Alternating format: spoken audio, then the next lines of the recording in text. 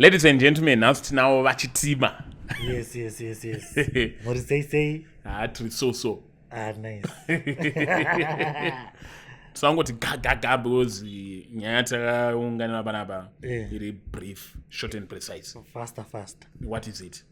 Alright, pane event iriko mangwana event jerangu futi. So do event yacho. No, I see. Alright, event jerangu, but I see the event yacho. Alright, skaba ufana kutokumbira ma presents. Tifeo kama presents. Alright, event yemangwana. Alright, event yemangwana. I see short notice ere matipa.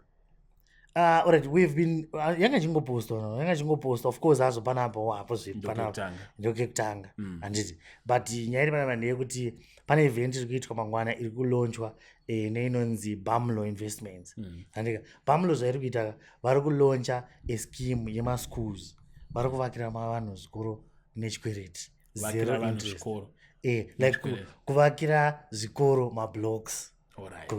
Good. Kuvakira zvikoro mablocks on credit at 0% interest. So my government school? My government schools, my private. Munhu wese anongori neconnection nechikoro. Even chero mwana wako unoona kuti kuna headmaster kuti pane dhiri ririko. Voice mwana ari kudzidzira muzvikoro, ari kudzidzira pasi pemiti. Saka instead yekudzidzira pasi pemuti makwanisa kuti unovakira because chikoro chagara chinenge chichiwana mari anoza. Saka chii changonzi vanotaurirana materms. Chobva chatomanya. So launch is launching that program. Iri kulauncha that program. Pantori mamwe maschools nonga mavideos ari kuonekwa. Mamwe maschools avakavaka mablocks in less than a month. Faster 2 minutes block rinenge ratopera. Malab, school labs, even teachers houses. Kana kuti mabeito exactly. Anything chine chekuita nemaschools. Alright, so usati watudza kuti kuitika kupi. Alright, itoita paCresta Lodge.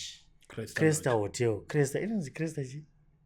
Alright, paCresta Masasa muno Marare. Iri kuitwa kunenge kuina guest of honor anenge ari ikoko, Minister of Primary and Secondary Education. Alright, who is eligible kupinda ikoko? Iko zvinopari kuitwa neregistration. So if you want to be a part of that, you register pane number dziripo. Then also unongofanira ngoine tsamba inenge ichibva kuchikoro kuratidza kuti uri kubva kuchikoro.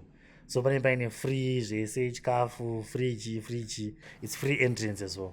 Well, ladies and gentlemen, I think my videos amamuchiona ndo mabasa acho ari kutoitika yaya, and we've also put the poster the whole event. Yes. So it's not too late kuti mudevelop zvikoro zvekwenyu handiti kufanike vabereki kana muchipinda general meeting aya AGM machi ndo zvimwe zvinhu zvamunokwanisa kuita bring forward to the school board kuti toda kuti panapa pachikoro paimprove kune kambani iri kudai saka tosangana ikoko ini chanyorwa tsamba yangu nani manje. I think it's chapinda nebig door was that